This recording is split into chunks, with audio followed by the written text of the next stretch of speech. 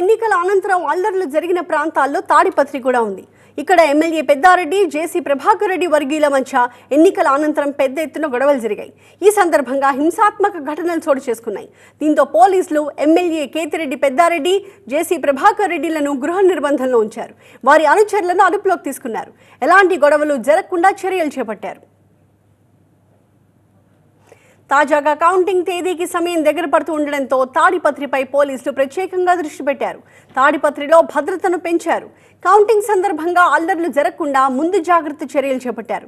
ఇందులో భాగంగా ఎమ్మెల్యే కేతిరెడ్డి పెద్దారెడ్డి, జేసీ ప్రభాకర్ రెడ్డి ఇళ్ల చుట్టూ ముళ్ల కంచెలు ఏర్పాటు చేశారు. పెద్దారెడ్డి, ప్రభాకర్ రెడ్డి ఇళ్ల దగ్గరకు పోలీసులు ఎవరిని అనుమతించట్లేదు. ఇద్దరు నాయకుల ఇళ్ల దగ్గరికి అనుచరులు రాకుండా భారీ బందోబస్తు ఏర్పాటు చేశారు.